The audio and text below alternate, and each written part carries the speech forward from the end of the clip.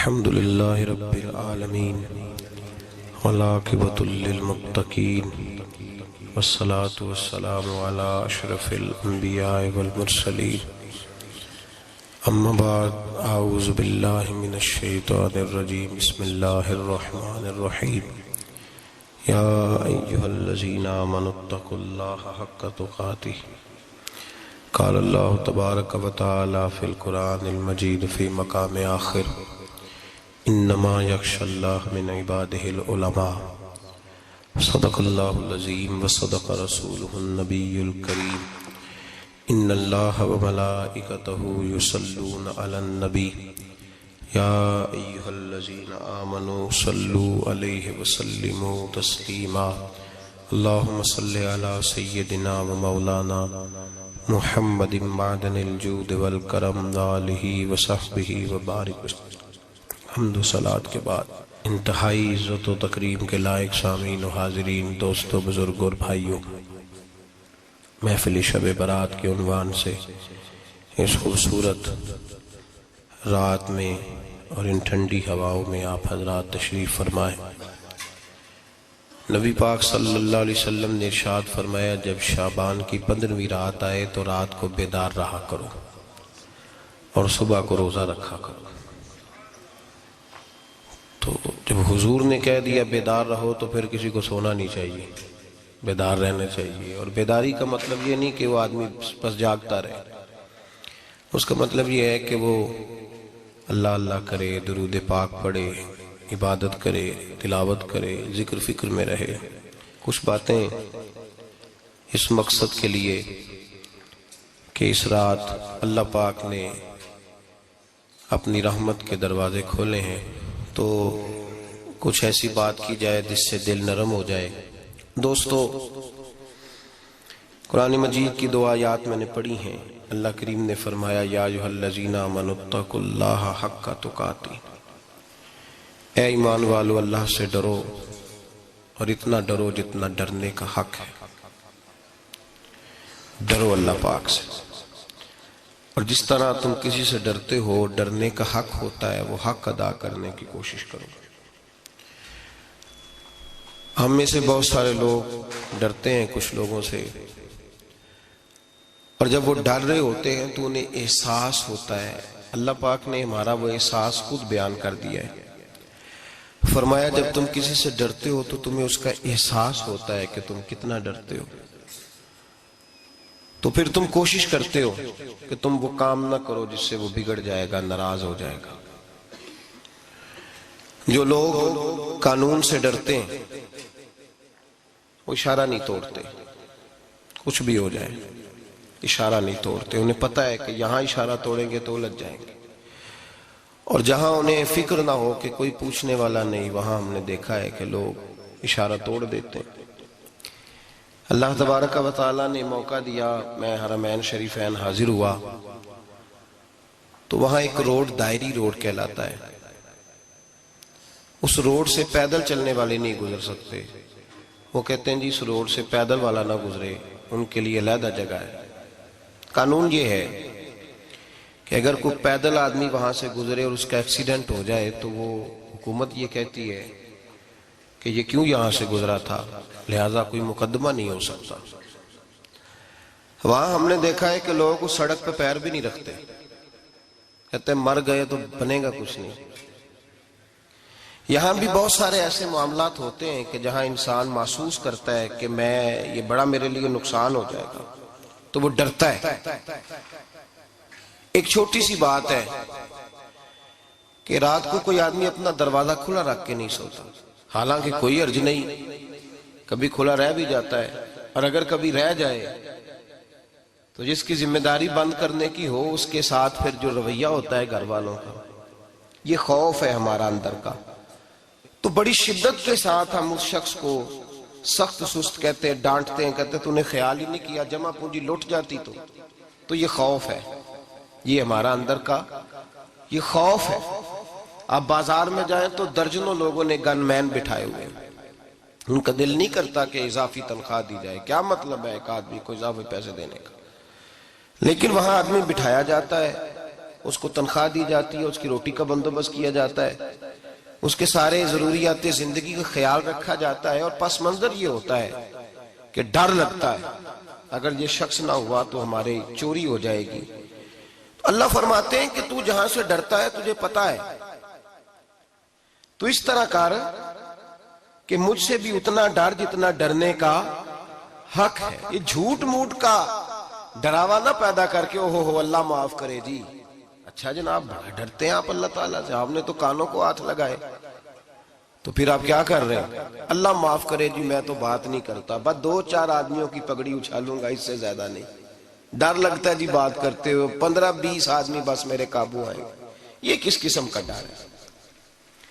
ڈرنے کا حکم دیا، اور میرے رسول کریم سید عالم صلی اللہ تعالی علیہ وآلہ وسلم نے ارشاد فرمایا کہ تو رب کریم سے دنیا میں ڈر جا جس طرح ڈرنے کا حق ہے۔ جب قیامت کا دن آئے گا تو اللہ تجھے ڈرائے گا نہیں بلکہ اپنی رحمت کی چھاؤں میں جنت میں داخل کر دے گا۔ یہاں ڈر، ایک جگہ تو اللہ نے فرمایا ڈرو، اور کچھ جگہوں پہ فرمایا کہ جو میرے علم والے بندے ہیں نا، جن کو میں نے علم دیا ہے، عالم ہیں، ان کے بارے میں فرمایا کہ ان کے دلوں میں میری خشیت ہے۔ انما یخشی اللہ من عبادہ العلماء، اللہ کے بندوں میں سے جو علم والے ہیں وہ اللہ کی خشیت رکھتے ہیں۔ قرآن نے ایک جگہ کہا ڈرو، خوف کا لفظ بھی استعمال کیا، وَلِمَنْ خَافَ مَقَامَ رَبِّهِ جَنَّتَانِ، خوف بھی ہے اور خشیت بھی ہے۔ ان دونوں کا معنی ایک ہی ہے، ڈرنا، خوف کا معنی بھی اور خشیت کا معنی بھی، ڈرنا۔ جب آپ علماء لغت کو پڑھیں گے، عربی ادب کو جاننے والے لوگوں کا مطالعہ کریں گے تو انہوں نے یہی لکھا ہے کہ ان دونوں کا معنی ڈرنا ہے۔ میری طرف دیکھیے، توجہ کریں، کچھ سمجھانے لگا ہوں، اس نقطے کو ضرور سمجھیے گا۔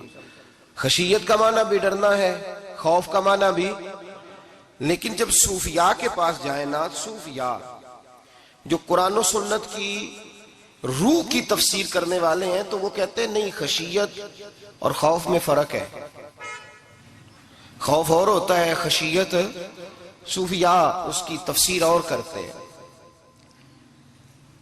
وہ کہتے ہیں خوف بھی ہوتا ہے اور خشیت بھی ہوتی ہے، الگ الگ چیزیں ہیں، ایک نہیں۔ بڑی خوبصورت بات ہے، اگر آپ سمجھ گئے تو آپ کو فائدہ دے گی۔ صوفیاء یہ کہتے ہیں کہ بھائی خوف ہوتا ہے اپنے گناہوں کا، کہ میں نے یہ گناہ کیے ہیں، اگر اللہ نے مجھ سے پوچھا تو مجھے بڑا خوف آتا ہے، مار پڑے گی، یہ خوف ہے۔ پھر سمجھ لیں، ایک آدمی نے حرام کا مال اکٹھا کیا ہے زندگی میں، معاذ اللہ اس نے بڑے پاپ کیے، گناہ کیے، شراب پی، بدکاری کی، معاذ اللہ تعالیٰ ثم معاذ اللہ۔ اب اسے ڈر لگ رہا ہے کہ اللہ تبارک و تعالیٰ نے پوچھا تو میں کیا جواب دوں گا، یہ خوف ہے۔ اور خشیت یہ ہے کہ ایک آدمی سارا دن نماز پڑھتا ہے، روزہ رکھتا ہے، عبادت کرتا ہے، اللہ کو یاد کرتا ہے، پھر بھی ڈرتا ہے، یہ خشیت ہے، یہ خشیت ہے۔ جو گناہوں سے ڈرے وہ خوف ہے، اور جو رب کی ناراضگی سے ڈرے وہ خشیت ہے۔ جو کہے یار میرا رب کہیں ناراض نہ ہو جائے، میرا رب کہیں مجھ سے، بڑی خوبصورت مثال دی۔ میں نے اپنے صاحب سے پوچھا کہ حضور یہ مسئلہ کیا ہے، تو فرمانے لگے ایک بادشاہ نے ایک غریب کی بیٹی اسے پسند آ گئی تھی، تو اس نے عزت کے ساتھ اس سے شادی کر لی، رشتہ بھیج کے وقار کے ساتھ۔ بیٹی کا باپ اپنی بیٹی کے مقدر پر رشک کرنے لگا کہ میری بیٹی کو بادشاہ نے پسند کیا ہے، بادشاہ کے شہزادے نے رشتہ بھیج دیا ہے۔ شہزادہ بیاہ کے لے گیا بیٹی کو، 20 کنیزائیں، نوکرانیاں اس عورت کی خدمت کرنے پہ لگی ہوئی ہیں، اس کا ہر حکم ماننے کو تیار ہے، لیکن وہ بی بی سویرے بھی رو پڑتی ہے اور شام کو بھی رو پڑتی ہے، روتی رہتی ہے۔ اس سے کسی نے پوچھ لیا کہ بی بی تو روتی کیوں ہے، 20 کنیزائیں ہیں، گھر میں سکون ہے، ہر شے ہے، تو روتی کیوں ہے؟ تو وہ کہنے لگی اصل بات یہ ہے کہ جو کچھ مجھے ملا ہے میں اس کے قابل نہیں تھی، تو میں ڈرتی ہوں میرا سائیں کہیں ناراض نہ ہو جائے۔ وہ ناراض نہ ہو جائے، میں قابل نہیں تھی، میری اوقات نہیں تھی، یہ من آنم کے من دانم، میں جو ہوں اس کا مجھے پتا تو ہے، اس نے میری حیثیت سے، میری اوقات سے، میرے ظرف سے، میری محنت سے بڑا بڑھ کے مجھے عطا کر دیا، میری چونکہ اوقات سے زیادہ دے دیا تو میں ڈرتی ہوں وہ ناراض نہ ہو جائے، کہیں میری یہ کھیل، یہ جو میں نے گھونسلہ بنایا ہے، یہ کہیں میرا ٹوٹ نہ جائے۔ میرے بھائی، میرے رسول کریم سید عالم صلی اللہ علیہ وسلم کے امت کے اولیاء، صلحاء، صوفیاء، اتقیاء، صحابہ، اہل بیت، یہ لوگ جب روتے تھے تو یہ کوئی اس لیے نہیں روتے تھے کہ یہ آج دوپہر کو چینی میں ملاوٹ کر کے آئے ہیں تو اس لیے رو رہے ہیں رات کو، اس لیے نہیں روتے تھے کہ آج انہوں نے جو شکر بیچی ہے اس شکر کے اندر بورا ملایا ہوا تھا، اس لیے نہیں رو رہے کہ آج 10 15 20 لاکھ رشوت کا مال بینک میں جمع کر، اس لیے تھوڑی روتے تھے، یہ تو اس لیے روتے تھے کہ اللہ تو نے بڑا کچھ عطا کیا ہے، کہیں ہم سے ناراض نہ ہو جانا، یہ تو اس کی خشیت میں رو رہے تھے۔ حضرت داؤد طائی رحمت اللہ تعالی علیہ، حضرت امام جعفر صادق جو نبی پاک صلی اللہ علیہ وسلم کے نواسے، جناب داؤد طائی کی ملاقات ہوئی تو امام جعفر صادق حضور کے نواسے عرض کرنے لگے، داؤد طائی یار میری بخشش کی دعا کرنا، رب مجھے معاف کر دے۔ تو حضرت داؤد طائی رحمت اللہ علیہ فرمان لگے، امام صاحب آپ حضور کے نواسے ہیں، میں نے دعا کرنی ہے کہ آپ نے میرے لیے کرنی ہے؟ تو حضرت امام جعفر صادق رو پڑے، کہنے لگے یار تو نہیں کرنی ہے، اور اسی لیے تو تجھ سے دعا کرا رہا ہوں کہ کہیں ایسا نہ ہو نانا مصطفیٰ کی بارگاہ میں جاؤں تو وہ مجھے کہیں کہ میں کس طرح کا تھا تو کس طرح کا بن کے آیا ہے، یہی تو دعا کرانی ہے کہ میرے لیے دعا کر۔ جو جتنا بڑا ہوتا تھا نا اتنی زیادہ خشیت ہوتی، اور گناہگار کے تو اللہ تبارک و تعالیٰ بعضوں کا سزا دیتا ہے، آنسو سلب ہو جاتے، اس کو تو اپنے گناہوں پہ رونا ہی نہیں آتا، وہ تو روتا ہے بچہ نہ ہو تب روتا ہے، وہ تو روتا ہے پیسے نہ ہو تب روتا ہے، وہ تو اس وقت روتا ہے جب اس کا مال چلا جائے، اس کو تو بعضوں کا گناہگار کو تو بعضوں کا سزا ملتی، اللہ فرماتے تو دنیا کے لیے روئے گا، میرے لیے نہیں رو سکتا۔ اور جو رب کریم کے بندے ہوتے ہیں انہیں اللہ کہتا ہے تو دنیا سے بے نیاز ہے، تیری آنکھ سے آنسو جب بھی ٹپکے یا میرے لیے ٹپکنا چاہیے یا محمد مصطفیٰ کے لیے ٹپکنا چاہیے۔ آپ اگر اس بات کو تھوڑا سا غور کے ساتھ سمجھے تو تمام اولیاء صلحات کیا یہ رو رہے ہیں، تڑپ رہے ہیں، کیا اس کی وجہ تھی؟ نمازیں کم رہ گئی تھی، روزوں میں کمی تھی، فرائض ادا نہیں کرتے تھے کہ رویا کرتے تھے؟ کیوں روتے تھے؟ حضرت سیدنا عمر فاروق رضی اللہ تعالیٰ عنہ کے بارے میں صحابہ کہتے ہیں جناب عمر فاروق جب نماز پڑھاتے اتنا رویا کرتے تھے کہ 7ویں صف تک ان کے رونے کی آواز جایا کرتی، 7ویں صف تک ان کے رونے کی آواز جاتی۔ ہم لوگ بن کے بیٹھ گئے ہیں، ہم یہ سمجھتے نہیں کہ ہماری حیثیت کیا تھی اور رب کریم نے ہمیں نوازا کیا ہے۔ آپ پڑھیے کتابیں، میرے رسول پاک صلی اللہ علیہ وسلم فرماتے ہیں میرا عمر جس گلی سے گزرے شیطان رستہ بدل جاتا ہے۔ نبی پاک فرماتے ہیں میرا عمر جب تک دنیا میں رہے گا دوزخ کو تالا لگا رہے گا۔ اس صاحب عزد الغابہ نے لکھا ہے نبی پاک صلی اللہ علیہ وسلم نے حضرت جبریل امین کو بلایا، فرمایا چل میرے عمر کی شان بیان کر۔ تو حضرت جبریل امین علیہ السلام عرض کرنے لگے یا رسول اللہ صلی اللہ علیہ وسلم 950 سال اگر اللہ مجھے عمر دے، 950 سال رب عمر دے اور پھر بھی میں عمر فاروق کے فضائل بیان کروں تو میں نہیں کر سکتا، عمر کی شان میں نہیں بیان کر سکتا، 950 سال بھی اگر میری عمر ہو۔ نبی پاک نے فرمایا پھر میرے ابو بکر کے بارے میں، عرض کی یا رسول اللہ ابو بکر کی تو بات اس سے بہت آگے کی ہے نا، وہ نبی پاک کتنی عظمت بیان کر رہے ہیں، کس قدر زیادہ رسول کریم صلی اللہ تعالی علیہ وآلہ وسلم ان کی عظمت بیان کرتے ہیں۔ حضرت عمر کیا کہتے ہیں، وہ لوگوں کو بتاتے پھرتے ہیں کہ تم نے دیکھا ہے نا میری کتنی عظمت ہے، وہ یہ نہیں کہتے، حضور فرماتے ہیں عمر کی بڑی شان بڑی شان بڑی شان۔ اور عمر کے پاس جب بھی کوئی جاتا ہے کہتے ہیں عمر آپ کا کیا مقام ہے، تو عمر فرماتے ہیں میں تو اونٹ چرانے والے کا بیٹا ہوں، میں تو اونٹ چرانے والے کا بیٹا ہوں، میں تو اونٹ چرایا کرتا تھا، میں تو 10 اونٹ نہیں سنبھال سکتا۔ حضرت فاروق اعظم رضی اللہ تعالیٰ عنہ سے کو پوچھتے جناب عمر آپ کا کیا حال ہے، تو آپ فرماتے یہ تو میرے مقدر ہے کہ میری بہن نے قرآن سنایا تو میں در رسول تک پہنچ گیا، ورنہ مجھے پوچھنے والا کوئی نہ ہوتا۔ کبھی جناب علی المرتضیٰ کا بازو پکڑ کے کہتے ہیں علی تو نہ ہوتا تو عمر ہلاک ہو جاتا، بھائی حضور شانے بیان کرتے ہیں. نبی پاک کہتے ہیں میرے ابو بکر نے احسانات کیے, بڑے احسانات کیے, میں نے سب کا بدلہ چکا دیا, ابو بکر کا نہیں چکایا. اللہ کی بارگاہ میں عرض کروں گا یا اللہ تو ہی اسے بدلے دے. اور جناب ابو بکر صدیق سے کوئی پوچھتا ہے ابو بکر آپ کا کیا حال ہے, تو ابو بکر صدیق فرماتے ہیں مجھ سے میرے اندر کا عالم نہ پوچھو, اگر قیامت کے دن اعلان ہوا نا کہ سارے لوگ بخشے گئے ایک باقی بچا ہے, تو مجھے ڈر لگتا ہے اکیلا ابو بکر ہی بچ جائے گا جو نہیں بخشا جائے گا, مجھے ڈر آتا ہے. تو بھائی پن کے بیٹھ گئے لوگ, لوگوں کو پوچھ کر کے دیکھیں, کہتے ہیں کیا پاپ کیا ہے, کیا ہو گیا ہے. خشیت سے کانپتی ہوئی روحیں, تڑپتے ہوئے میرے رسول پاک کے غلام, اولیاء اللہ صوفیاء کرام کے رونگٹے کھڑے ہیں رب کریم کے خوف سے. جو جتنا مالک کو جانتا ہے اتنا کانپ رہا ہے, اتنا ڈر رہا ہے. جس کی آنکھوں سے آنسو خشک ہے, مطلب یہ ہے یہ رب کو جانتا ہی نہیں, اسے کیا خبر اس کا جلال کتنا ہے, اسے کیا خبر اس کا عذاب کتنا ہے, تو کیا جانے. ان بطش ربک لشدید, جب وہ پکڑتا ہے تو بڑا سخت پکڑتا ہے. حضرت عثمان غنی کو 3 دفعہ میرے نبی پاک نے فرمایا جنتی ہے, جنتی ہے. العثمان فی الجنہ, العثمان فی الجنہ, العثمان فی الجنہ, 3 دفعہ حضور نے جنت کی بشارت دی. میرے مصطفیٰ کریم نے فرمایا میرا عثمان گلی سے گزرے تو فرشتے بھی اس کی حیا کرتے ہیں. جناب عثمان غنی جن کو میرے نبی نے 2 بیٹیاں دے کے کہا عثمان میری 100 بیٹی بھی ہوتی, ایک کے بعد دوسری انتقال کرتی جاتی تو میں ساری تیرے نکاح میں دے دیتا. وہی حضرت عثمان غنی قبر پہ کھڑے ہیں حضور کے وصال کے بعد, ایک قبر پہ کھڑے, آنکھوں سے آنسو جاری ہے, داڑھی ساری آنسوؤں سے بھر گئی ہے, روتے ہی جاتے ہیں, روتے ہی جاتے ہیں. غلام کہتا عثمان یار رونا ہمیں چاہیے, رونا ہمیں چاہیے, جن کو کوئی بشارت نہیں اور آپ کو تو 3 بشارتیں, روتے کیوں ہو.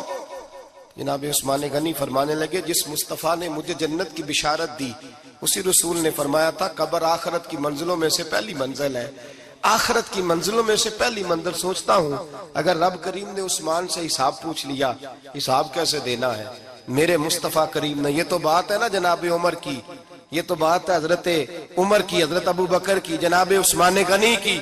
اور جس شیر خدا کے بارے میں نبی پاک نے فرمایا علی منی وانا من علی, فرمایا علی اور میں 2 نہیں, میں علی ہوں اور علی میں ہے. جن کو فرمایا من کنت مولا ہوں فہذا علی مولا, جس کا میں مولا اس کا علی بھی, اس کا علی بھی. جس مولا علی شیر خدا کو یہ درجہ دیا.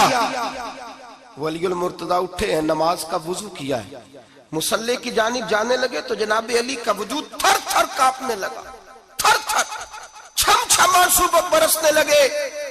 حضرت سیدنا امام حسن آگے بڑھے, ابا جی کیا ہوا.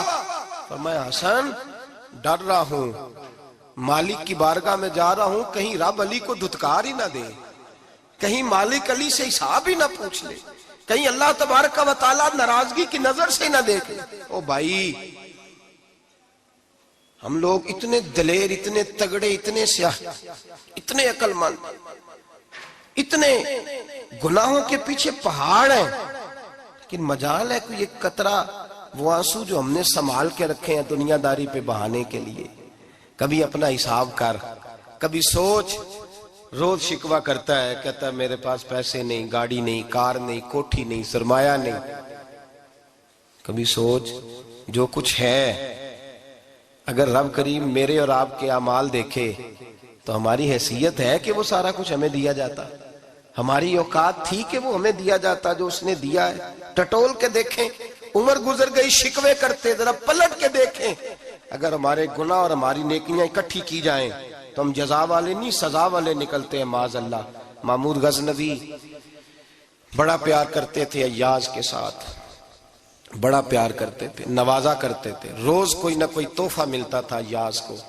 کچھ حسد کرنے والوں نے کہا محمود تو اسے تحفے دیتا ہے اور یہ جنگل میں اسلحہ اکٹھا کر رہا ہے, یہ تیرے خلاف علیحدہ سے فوج تیار کر رہا ہے, کچھ وقت آئے گا یہ تجھے چھوڑ کے علیحدہ سے بادشاہی کا دعویٰ کر دے گا.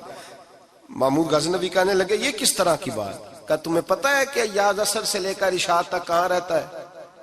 محمود کہنے لگے یار واقعی میں نے کبھی پوچھا تو نہیں.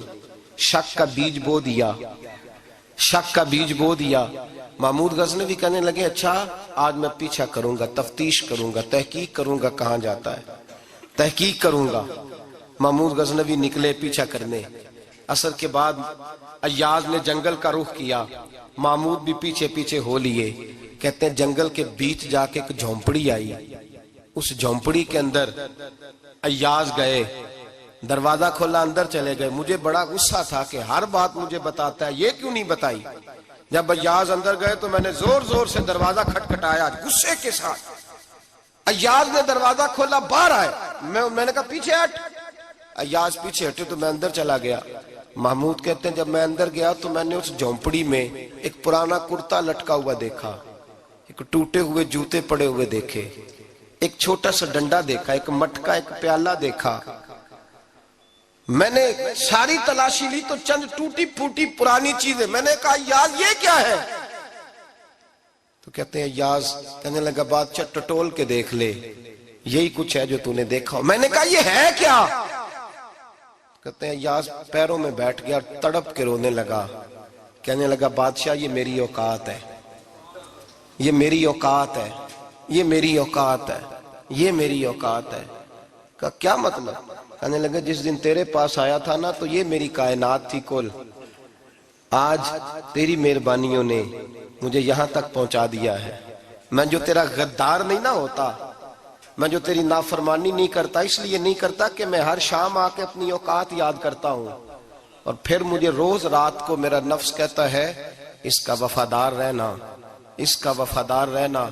تو اس حال میں تھا جب آیا تھا، اگر یہ بگڑ گیا تو پھر تجھے اپنی اوقات کا پتہ ہے نا۔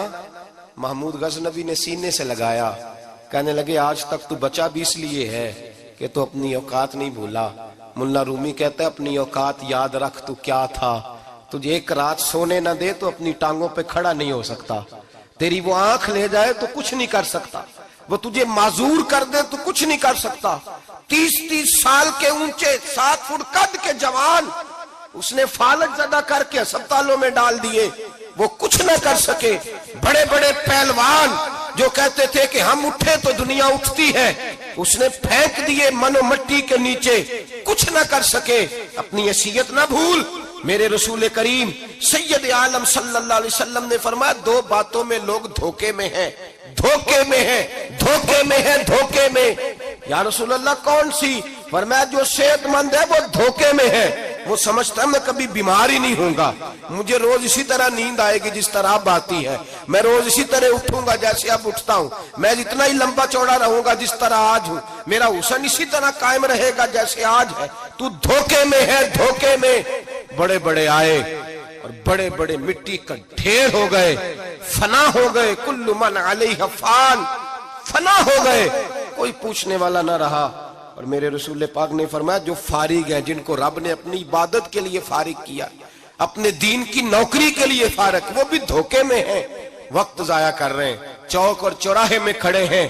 میرے بھائی جب اپنی حیثیت انسان بھولتا ہے، حیثیت بھولتا ہے پھر وہ شکوہ کرتا ہے، جب اپنی اوقات بھولتا ہے پھر شکوہ کرتا ہے، جب وہ بھول جاتا ہے کہ میں کیا تھا پھر وہ شکوہ کرتا ہے۔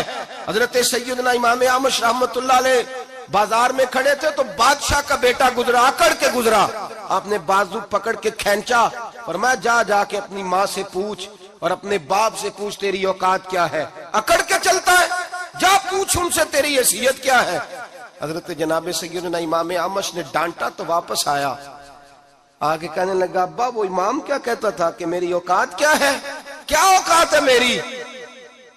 تو باپ اور ماں دونوں گھورنے لگے، کہنے لگے بیٹے ہمارے پاس دولت بھی تھی، گھر بھی تھا، مکان بھی تھا، جائیدادیں بھی تھی، بادشاہت بھی تھی، پر ہم دنیا کے دروازوں سے بھیک مانگ مانگ کے تھک گئے تھے۔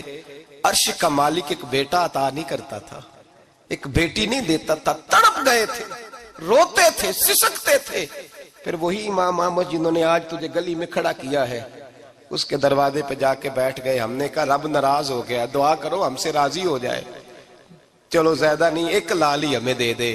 کہا امام احمد دعائیں کیا کرتے تھے تو تب اللہ پاک نے تو ہمیں عطا کیا تھا۔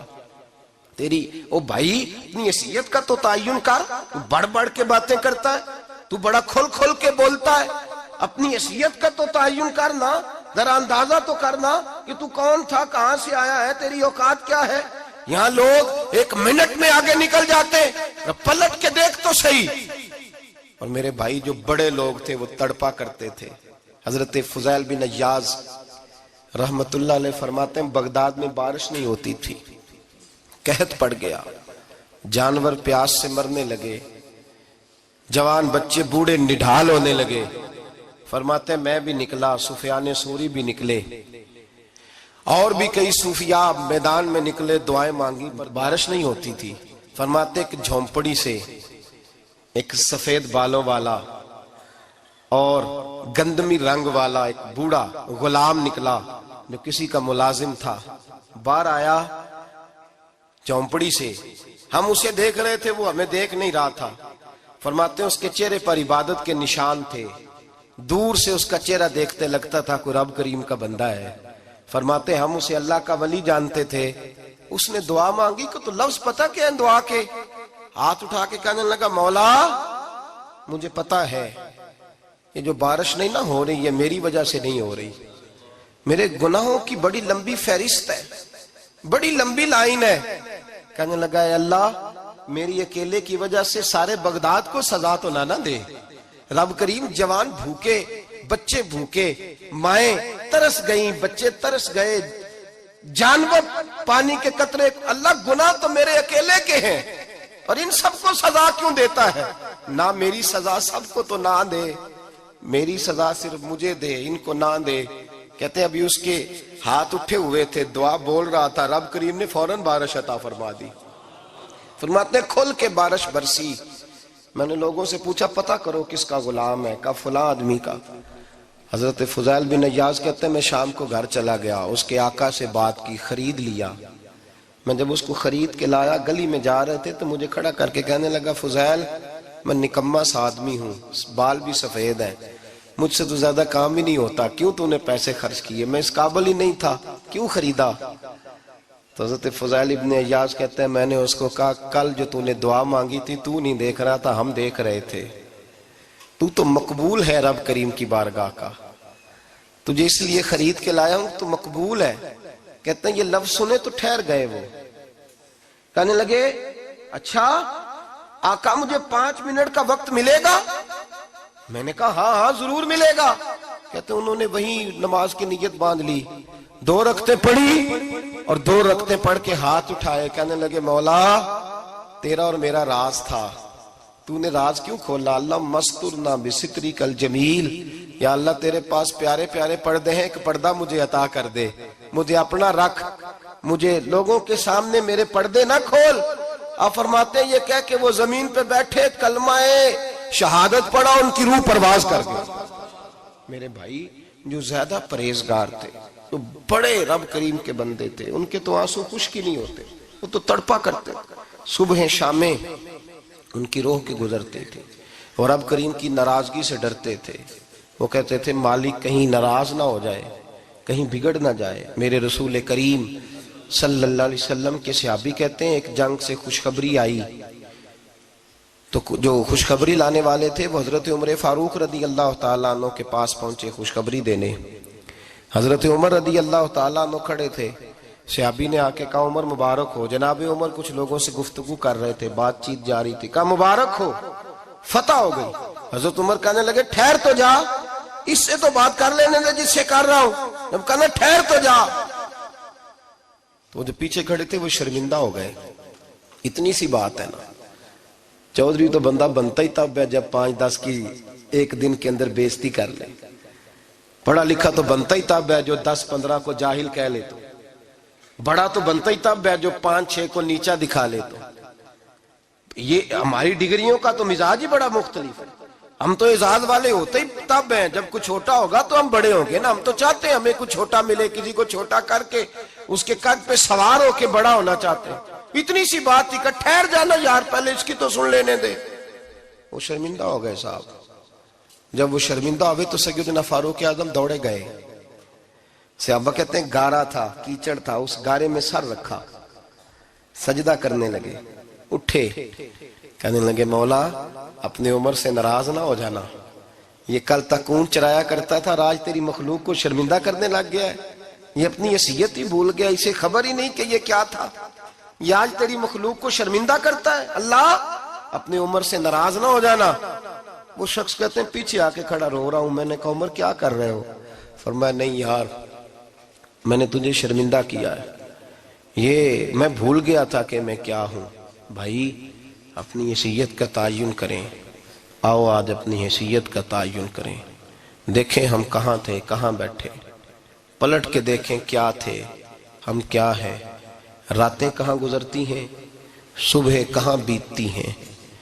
ایک لمحے کے لیے پلٹ کر اپنے ظلم، زیادتیاں، جھوٹ، غیبتیں، بے حیائیاں، اپنی زندگی کے امور کا اگر ہم یک نظر جائزہ لیں، پیچھے پلٹ کے دیکھیں تو حضرت جناب سیدنا غوث اعظم جیلانی رضی اللہ تعالیٰ عنہ فرمایا کرتے تھے اگر لوگ اپنے گناہ یاد کریں تو وہ پریشان ہو جائیں کہ ہمیں پانی کا قطرہ کیوں مل رہا ہے، وہ اگر اپنی غلطیاں یاد کریں تو انہیں احساس ہو کہ ان کا سانس کیسے چل رہا ہے۔ بھائی اگلی بات سنو گے تو اور حیران ہو جاؤ گے۔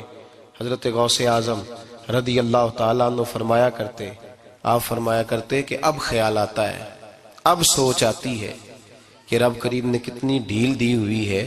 ہم ہیں کہ سمجھتے ہیں یہ میری عقل مندی کا کمال ہے کہ مجھے سارا کچھ نافرمانی کے باوجود بھی مل رہا ہے۔ بھائی خشیت الہی پیدا کریں۔ جتنا بندہ بڑا ہوتا تھا اس کے دل میں خوف بھی اللہ کا وہ جانتا تھا۔ حضرت امام اعظم ابو حنیفہ بیٹھے تھے تو ایک بی بی فتویٰ پوچھنے آئی۔ بی بی روز خامن سے مطالبہ تو کرتی ہے، فلاں چیز چاہیے، فلاں چیز چاہیے، اللہ کرے وہ یہ مطالبہ کرنے لگ جائے کوئی شے نہیں چاہیے، جو چاہیے حلال کا چاہیے۔ آمین تو کہہ دیں۔ اللہ کرے بی بی یہ مطالبہ کرنے لگ جائے سوکھی روکھی چاہیے پر چاہیے مجھے جائز دینا، بے شک ایک وقت دینا۔ اللہ کرے یہ مطالبہ ہونے لگ جائے، شب برات کی بڑی مقدس رات، اللہ کرے اس رات یہ مطالبہ ہونے لگ جائے۔ ایک بی بی آئی خاتون، چرخہ کاٹتی ہے، سوت بناتی ہے، حضرت امام صاحب سے مسئلہ پوچھنے آئی۔ کیا مسئلہ پوچھا اس نے؟ کہنے لگی حضرت جی میں نا رات کو اپنی چھت پہ بیٹھ کے چرخہ کاٹتی ہوں، سوت بناتی ہوں، 14ویں رات کا چاند جب چڑھا ہوتا ہے تو اس کی روشنی میں چرخہ کاٹتی ہوں۔ کئی دفعہ نا بادشاہ کا لشکر میری گلی سے گزرتا ہے، بڑے بڑے لالٹین انہوں نے پکڑے ہوتے ہیں، بڑے بڑے روشن دان، بڑی بڑی ان کے اندر روشنی ہوتی ہے۔ تو حضرت جی کئی دفعہ نا وہ جب گزرتے ہیں تو ان کی روشنی میں بھی میں کچھ سوت بنا لیتی ہوں۔ مسئلہ یہ پوچھنا تھا کہ اس روشنی میں میں جو سوت بناتی ہوں اس کی کمائی میرے لیے جائز ہے کہ ناجائز ہے؟ اس کی روشنی میں حضرت امام اعظم نے اللہ اکبر کا اور چھم چھم آنسو گرنے لگے۔ حضرت امام صاحب نے اپنا گریبان پکڑا اور کھینچا، قمیض پھٹ گئی۔ کہنے لگے بی بی مسئلہ چھوڑ، تو پہلے بتا تو ہے کون، کہاں سے آئی ہے، کون ہے، بتا۔ تو کہنے لگی میں حضرت بشر حافی کی ہمشیرہ ہوں، میں حضرت بشر حافی، وہ جو درویش ننگے پیر نہیں پھرتا رہتا بغداد کی گلیوں میں، میں اس عظیم بھائی کی بہن ہوں، بشر حافی کی ہمشیرہ ہوں۔ تو حضرت امام اعظم فرمانے لگے کوئی اور بی بی آتی تو اس کے لیے جائز تھا، کیونکہ وہ جان بوجھ کے تو کسی کی روشنی نہیں استعمال کرتی، خود آتی ہے، کوئی اور آتی تو جائز تھا، تیرا مقام بڑا ہے، تیرے لیے جائز نہیں، تیرے لیے جائز نہیں، تو اپنی حیثیت کا تعین کر، یہ تیرے لیے درست نہیں۔ بھائی بڑا تو تب ہوگا جب تیری احتیاط بڑی ہو جائے گی، بڑا تب ہوگا جب تیرا تقوی بڑا ہو جائے گا، بڑا تو تب ہوگا جب تو حلال حرام کے معاملے میں باریک باریک چیز کا خیال رکھے گا۔ اور اگر تو کہ خیر ہے دیکھی جائے گی، ساری دنیا کر رہی ہے، ساری زمانہ کر رہا ہے، فلاں بھی کر رہا ہے، وہ خدا کے بندے یہ کس طرح کا معاملہ ہے، یہ کس طرح کی جمہوریت ہے؟ اپنے آپ کو سمجھائیں اور میرے عزیز خشیت والی زندگی پیدا کریں، تقوی والی زندگی پیدا کریں۔ ہم لوگ ایسا وقت گزار رہے ہیں، اور یہ یاد رکھنا ہمیشہ انسان دنیا میں آتے ہیں، اس شہر کے بہت سارے لوگ ہو گزرے، علماء، مشائخ، صوفیاء، تاجر، زمیندار، آپ کسی بھی شعبے میں ٹٹولیں گے تو آپ کو کئی نام ملیں گے۔ اس شہر محبت کے ڈھیروں لوگ ہو گزرے، اور یہ کہانی ہر شہر کی ہے۔ آج میں اور آپ یہاں بستے ہیں، کچھ وقت کے بعد ہم داستان ہوں گے۔ امام شافعی رحمۃ اللہ علیہ فرماتے ہیں میں ایک شہر سے گزر رہا تھا تو میرے پیر کو ٹھوکر لگی، میں نے زمین کھودی تو ایک کھوپڑی نکلی، کھوپڑی نکلی تو اس کے اوپر تاج بھی تھا۔ فرماتے میں نے شہر کے لوگوں سے پوچھا یہ کیا ہے؟ تو کہنے لگے یہ بادشاہوں کا قبرستان ہے، اس میں غریب دفن تو نہیں ہو سکتا تھا، دفن تو بادشاہوں کا خاندان ہے، لیکن افسوس کی بات یہ ہے کہ یہاں مٹی ڈالنے کوئی نہیں آتا، اب یہ سیدھی سڑک بن گیا۔ بھائی کبھی پلٹ کے دیکھ، ہزاروں لوگ آئے، اس روڈ سے کروڑوں لوگ گزرے اور منزل کو چلے گئے، لوگوں نے یاد نہیں رکھا۔ آپ اپنے حصے کا عمل کرنے آئے، ٹھیکیدار نہیں ہے کوئی اپنی اولاد کا، بال بچے کا، بہن بھائی کا۔ حق ضرور ہے، ان کے لیے محنت ضرور کرے گا، لیکن اس کو یہ اجازت نہیں ہے کہ وہ کہے کہ میں اب بڑا ذمہ دار ہوں تو میں نے 20 کروڑ بینک بھر کے جانا ہے۔ حضرت عمر بن عبدالعزیز رحمت اللہ تعالیٰ علیہ کے انتقال کا وقت آیا تو اپنے بیٹوں کو بلایا، فرمانے لگے بیٹو تمہارا باپ بزدل تھا، تمہارے لیے کچھ کر نہیں سکا۔ کہا ابا جی کیا ہوا؟ فرمانے لگے بیٹے میں بزدل تھا، جہنم سے ڈر گیا، تمہارے لیے کوئی بینک بیلنس اکٹھا نہیں کر سکا، میں تھوڑا دلیر ہوتا، دوزخ سے نہ ڈرتا تو تجوریاں بھر کے جاتا۔ پرانے بادشاہ محل چھوڑ کے گئے ہیں پر میرے پاس کچھ نہیں ہے، بادشاہ ہونے کے باوجود میں فقیر ہوں، خالی آ جا رہا ہوں، بزدل جو تھا۔ آپ نے جب یہ لفظ کہے تو بچے رونے لگے، کہنے لگے ابا جی ہمیں تو فخر ہے، ہمیں تو فخر ہے، جس گلی سے بھی ہم گزرتے ہیں کپڑے ہمارے سادے ہوتے ہیں پر لوگ دکانیں چھوڑ کے ملتے ہیں، کہتے ہیں نیک باپ کی اولاد جا رہی ہے، یہ بڑے مرتبے والے باپ کی اولاد جا رہی ہے۔ بھائی یاد رکھیں، خشیت الہی پیدا کریں، نہ اپنی ذات کے ساتھ ظلم کریں۔ اگر آپ کوئی بھی غلط کام کرتے ہیں تو اس کا جواب آپ نے دینا ہے۔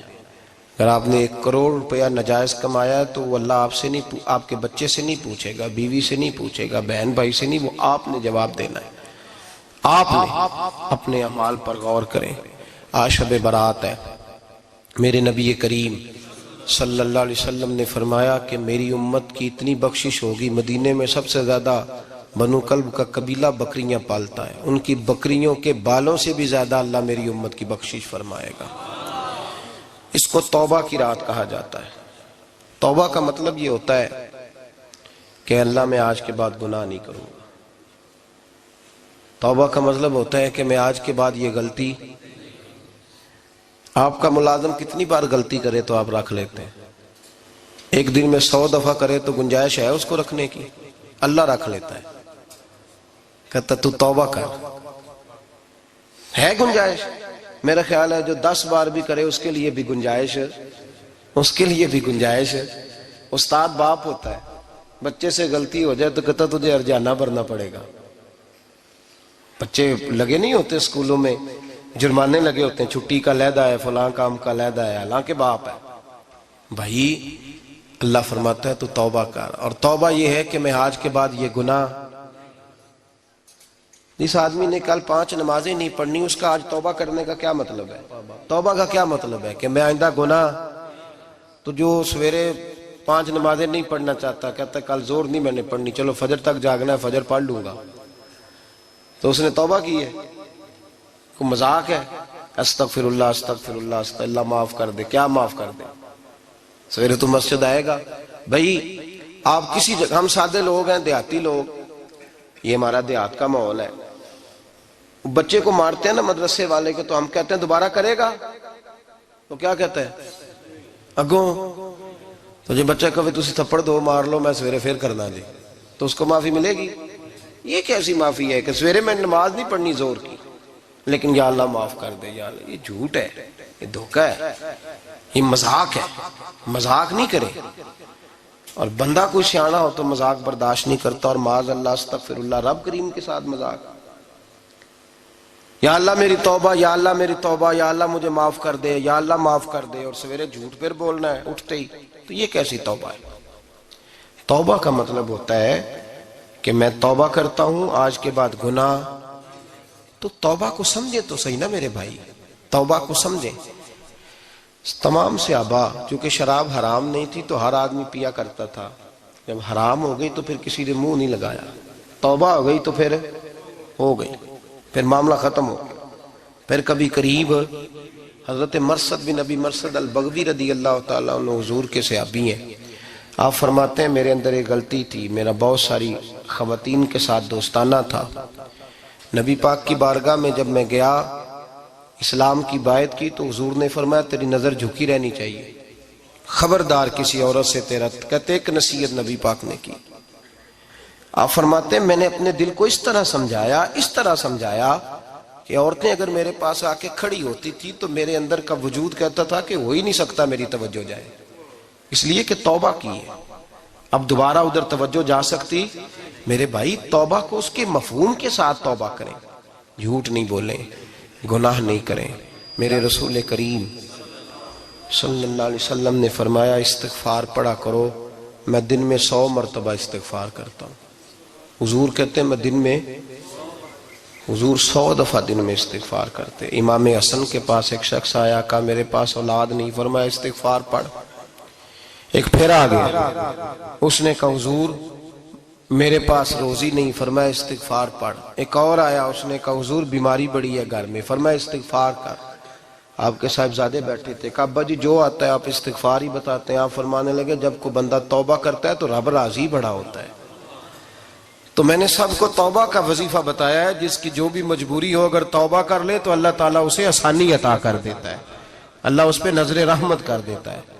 اپنے آپ کو تبدیل کریں، نماز کو اس کی حقیقت کے ساتھ پڑھا کریں، اس کی حقیقت کے ساتھ نماز کو پڑھیں. 5 وقت مسجد میں حاضری دیں، چھوڑ کے سارے کام چھوڑ کے، باقی سارا کچھ بعد میں. آپ کا رشتہ لوگوں کے ساتھ زندگی کا ہے، موت کا نہیں ہے. آپ خود دیکھ لیں جن کے بزرگ چلے گئے وہ ڈیلی جاتے ہیں قبرستان، کل وہاں بیٹھتا ہے 2 گھنٹے جا کے، والد صاحب ہیں، دادا جی ہیں، نانا جی ہیں. دیکھا کبھی کسی کو صبح گیا ہو شام آیا ہو؟ یہی حال ہمارا ہوگا، بالکل کوئی نہیں جائے. اور پھر جب کوئی انتقال کر جاتا ہے نا تو کوئی یہ نہیں کہتا کہ ابا جی کو غسل دے لو، کہتے ہیں میت کو غسل دو. ماں آنکھوں کی ٹھنڈک ہوتی ہے لیکن کہتے ہیں لاش کو اٹھاؤ، جنازے کو اٹھاؤ. آپ کے رشتے ناتے ختم ہو گئے. اگر آپ ناراض نہ ہوں تو مجھے جنازے پڑھانے کا موقع ملتا ہے. 1-2 بات عرض کرتا ہوں، اس کے بعد ذکر کرتے ہیں، انشاءاللہ دعا ہوگی. جنازوں پہ جانے کا اتفاق ہوتا ہے تو میں جنازے سے محسوس کرتا ہوں بہت ساری چیزوں کو. میں دیکھتا ہوں کہ جنازہ ہونے کے باوجود لوگ یہ سمجھتے ہیں کہ یہ ہونا تھا کام، یہ ہو گیا. اور وہاں کیفیت یہ ہوتی ہے کہ صرف یہی جنازہ ہے، اسی نے فوت ہونا تھا، ہم تو بچے ہوئے ہیں. قرآن پاک سے محبت کرنا، قرآن پاک پڑھنے والوں سے پیار کرنا، قرآن کے مدارس کو آباد کرنا، یہ بڑا مشکل ہوتا جا رہا ہے. ہم ایک مدرسہ چلاتے ہیں، ہم محسوس کرتے ہیں کہ یہ بڑا کٹھن معاملہ ہے، بڑا کٹھن. ایک تو تنقید کی نظر بھی سب سے زیادہ اداروں کی طرف ہوتی ہے اور سب سے کم تعاون بھی اداروں کے ساتھ ہوتا ہے. مجبوری کے ساتھ ادارے وقت گزارتے ہیں. اپنا رجحان مدارس کی جانب کریں اور دین سیکھنے کی طرف رجحان کریں. قرآن مجید صحیح پڑھنا سیکھیں، قرآن مجید صحیح سمجھنا سیکھیں. اور پھر میرے بھائی جو آیات آپ کو ضروری ہیں، نماز جنازہ ہے، وضو ہے، غسل ہے، آپ کے روزمرہ کے معاملات ہیں، وہ کسی اچھی قاری سے، اہل سنت کے کسی شخص سے ان کی درستگی کرائیں، اپنے معاملات پہ غور کریں، یہ ان کوتاہیوں سے باہر آئیں، قرآن پاک سے محبت کریں اور دینداروں کے ساتھ جڑیں. ایک گزارش آپ سے اور کرنی ہے، اس کو بھی کھلے دل کے ساتھ سنیے گا، کھلے دل کے ساتھ. یہ شب برات کی رات ہے اور میں ذمہ داری کا مظاہرہ کرتے ہوئے بات کرنا ضروری سمجھتا ہوں. آپ کسی پیر صاحب سے ملیں، کسی آستانے پہ جائیں، یہ کچھ گزارشات ہیں، بات میری ختم ہو گئی وہ کر کے میں دعا کرنے لگا ہوں. تو شریعت اسلامیہ کا ضرور پاس اور لحاظ کریں. یہ دیکھیں جس صوفی کے پاس، درویش کے پاس، جس کو آپ پیر سمجھ رہے ہیں، اسے کوئی قرآن حدیث بھی آتا ہے، وہ کوئی سنت شریعت کا بھی پابند ہے. میری اپنی جماعت سے ہاتھ باندھ کے گزارش ہے، خدا را اب بس کر دیں، بڑی تباہی ہو گئی اور لمبی چوڑی ہو گئی، تھک گئے ہم کہہ کے. لوگ سمجھتے نہیں اس چیز کو. اعلیٰ حضرت فاضل بریلوی نے لکھا ہے، ادھر دیکھیں، اعلیٰ حضرت نے لکھا ہے کندھوں تک بال رکھنا جائز ہے، کندھوں تک، کندھوں سے نیچے رکھنا حرام ہے. کیسے اس شخص کو لوگ پیر مان لیتے ہیں جس نے داڑھی سنت سے چھوٹی رکھی ہوئی ہے؟ بال بڑے رکھے ہوئے، یہ ملنگ صاحب ہے، ان تماشوں سے باہر آ جائیں، اللہ تبارک و تعالیٰ کی بارگاہ کی طرف رجوع کریں۔ ہم دم کے قائل ہیں، درود کے قائل ہیں، میں سارا دن پتہ نہیں 20 تعویذ لکھ کے دیتا ہوں، ہمارے بزرگوں کا طریقہ ہے، یہ چیزیں جائز ہیں، ان کی شریعت میں اصل ہے، دلیل ہے، لیکن کل دین یہ نہیں ہے۔ اپنے آپ کو بچائیں اور علم کی طرف رجوع کریں، تقوی کی طرف رجوع کریں، ان ظالموں سے، بہروپیوں سے اپنے آپ کو بچائیں۔ اور میں ان لوگوں کو بھی دعوت فکر دیتا ہوں جو ہمیں روز آ کے کہتے ہیں یہ تمہارا پیر تو یہ تمہارا پیر، جب ہم خود کہہ رہے ہیں ہمارا نہیں، تو ہم کسی شرابی کبابی کو اٹھا کے کہہ دیں یہ تمہاری جماعت کا بندہ ہے تو تم رکھ لو گے؟ کہو ہم اگر کہہ دیں تمہاری جماعت یہ درس دیتی ہے تو تم مان لو گے؟ یہ کیا بات ہوئی؟ اگر کسی جماعت کا کوئی شخص غلط ہے، اور ہم درباروں والے نہیں، ہم تو مسجدوں والے لوگ ہیں، دربار تو ایک ضمنی چیز ہے، بن بھی جائے تو ٹھیک ہے، ورنہ تو میرے نبی پاک نے فرمایا ہر مومن کی قبر جنت کا باغ ہوتی ہے، تو اندر دربار ہی بنا ہوا ہے، جنت کھلی ہوئی ہے، اوپر بلڈنگ بننا اتنا ضروری کام؟ مہربانی فرمائیں ایک تو اپنے آپ کو دین کی طرف راغب کریں، رمضان شریف آئے گا اپنی اصلاح کی کوشش کریں، اور جب کسی دینی مجلس میں جائیں تو روح کی دنیا لے کر کے جائیں، کچھ سیکھنے کے ارادے سے جائیں، کچھ درس لینے کے ارادے سے جائیں، جمعے پڑھیں، دروس سنیں، تو کچھ لینے کے ارادے سے جائیں، اور دین کی خدمت میں اپنے حصے ڈالنے کی کوشش کریں۔ اس سے صرف چندے کا معاملہ نہیں، اس سے مراد یہ ہے کہ اپنی اولاد کو، اپنے بچے کو، اپنے آپ کو دیندار بنائیں، یہ آپ کا دین میں حصہ ہوگا، یہ آپ کا دین کے ساتھ تعاون ہوگا۔ آخری بات میرے بھائی آپ حضرات سے یہ ہے، اس کو ضرور سمجھیں، خواتین کو پردے کا پابند کریں، ان کو پردہ داری سکھائیں، پردہ شریعت میں ضروری ہے، اور جواب دہ عورت نہیں ہوگی، اس کا خامند ہوگا، اس کا باپ، اور اس کا اگر بھائی بڑا سربراہ ہے تو وہ جواب دہ ہوگا کہ عورت بے پردہ کیوں نکلتی ہے۔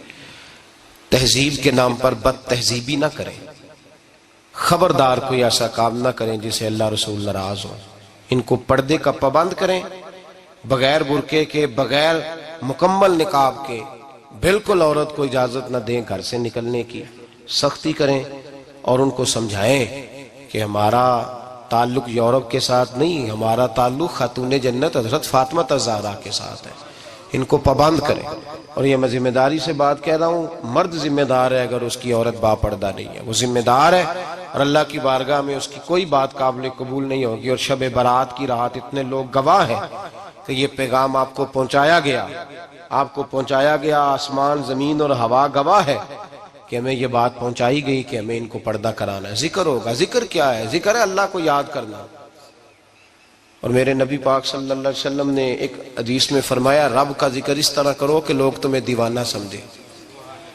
یہ لوگ باتیں کرتے ہیں تو کھول کھول کے، اللہ کے ذکر کی باری آتی ہے تو تھک سے جاتے ہیں، تھک کے ذکر نہیں کریں، ذکر کریں تو پوری دل جمی کے ساتھ، سرور کے ساتھ، کیف کے ساتھ۔ اور آج کر کے تو دیکھیں بھلا ذکر میں ہوتا کیا ہے، یہ لذت کیا ہے، یہ کیف کیا ہے۔ میرے بچے چھوٹے مجھ سے کہتے ہیں ذکر لمبا کرایا کریں، بیٹا اکثر مجھے کہتا ہے ذکر جو ہے نا وہ جب آپ بڑا لطف آتا ہے ذکر میں، ذکر تو ایک کیفیت ہے، لگ جائے تو اس کا ایک اپنا ذائقہ ہے، تو ذکر کریں اللہ کا، درود شریف پڑھیں۔ دعا کیا ہے؟ آج لائٹ کو بند کر کے جب ہمارے ہاں ذکر ہوتا ہے، دعا ہوتی ہے، تو ہمارے بزرگ یہ کہتے ہیں ہم ثابت یہ کرنا چاہتے ہیں کہ ہم مجمع میں نہیں بیٹھے، یا اللہ تیری بارگاہ میں بیٹھے ہیں، ہمیں تو ساتھ والا دیکھ نہیں پا رہا، دعا مانگے، اور اللہ سے مانگے تو کھول کے مانگے۔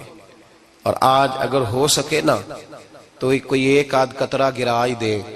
میرے نبی پاک نے فرمایا محفل میں چند لوگ بھی رو پڑیں تو سب کا کام بن جاتا ہے۔ آپ میں سے کوئی نیک آدمی ایسا ہوگا تو ہمارے جیسے کئی گناہگاروں کو ساتھ اللہ اس پہ فضل فرمائے گا۔ یہاں ذکر کے بعد دعا ہوگی، دعا کے بعد پھر سلام ہوگا، پھر ایک دفعہ آخر میں دعا ہوگی، پھر آپ کو کچھ وقت دیا جائے گا انفرادی طور پہ نفل ادا کرنے کا، 4 6 نفل پڑھ کے نئے سرے سے تازے ہو کے آپ حضرات تشریف لائیں گے، اور پھر انشاءاللہ تعالی یہاں لنگر کا بندوبست ہوگا، آپ حضرات کے لیے ماں حضر جو کچھ ہے آپ کو پیش کیا جائے گا۔ کوشش کریں روزہ رہ ہی جائے صبح کا، ویسے بھی پریکٹس ہوگی رمضان کی، اور شعبان میں زیادہ روزے رکھنا میرے نبی پاک کی سنت بھی ہے، اس لیے ضرور کوشش کریں کہ سحری کا بندوبست ہے تو آپ روزہ رکھیں تاکہ آپ کے لیے آسانی ہو جائے۔ اللہ تبارک و تعالی ہماری اس حاضری کو اپنی بارگاہ میں مقبول فرمائے۔ دا پانی ملے ہر رگے ہر جائی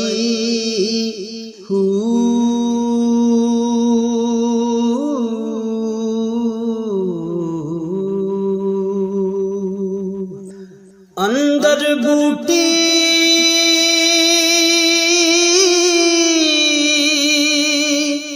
مشک مچایا